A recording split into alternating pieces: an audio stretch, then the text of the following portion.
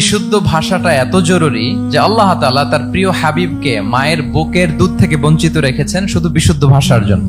একজন মানুষ সর্বপ্রথম কোন জিনিসের প্রেমে পড়ে জানেন? কথার প্রেমে পড়ে। কথার ধরন, কণ্ঠস্বর, তার অ্যাটিটিউড, তার শব্দের জাদু, এটা মানুষের হৃদয়কে জয় করে ফেলে। তো রাসূল সাল্লাল্লাহু আলাইহি ওয়াসাল্লামের এই এলোকোয়েন্স ছিল। তিনি বলতেন আল্লাহ তাআলা আমাকে সর্বমর্ম বাচন ভঙ্গির অধিকারী করেছেন। মানে উনি যেটা বলতেন এটা ছিল very precise in wording but comprehensive in meaning. এটার যে দোতনা, এটার যে appeal to the heart of the people, to the heart of the listener, এটা অসাধারণ। মানুষের হৃদয়কে জয় করে ফেলতো। আল্লাহু আকবার। তিনি এমন ভাবে কথা বলতেন, কথার মাঝখানে মাঝখানে পজ দিতেন, মানে একটু থামতেন যাতে করে শ্রোতারা বুঝতে পারে। এত চমৎকার করে ওনার প্রেজেন্টেশন ছিল, বক্তব্য মালাগুলো ছিল, বলে যারা শুনতেছে ইজিলি মুখস্থ করে ফেলতে পারত। রাসূল সাল্লাল্লাহু আলাইহি ওয়াসাল্লামের সবচাইতে বড় ভাষণটি ছিল বিদায় হজের ভাষণ, খুব সম্ভবত। ওই ভাষণের টেক্সট গুলোকে যদি একসাথে করা হয়, আমার মনে হয় 10 মিনিটের বেশি লাগবে না ওই টেক্সট গুলো পড়তে। তার মানে সবচাইতে বড় যে ভাষণ ওনার, ওটা কত ছিল? 10 থেকে 12 মিনিটের ভাষণ ছিল। আমরা তো ঘন্টার পর ঘন্টা বক্তব্য করি, তারপরেও তো আমরা মানুষের মনকে খুশি করতে পারি না। উনি সেই যে 1400 বছর আগে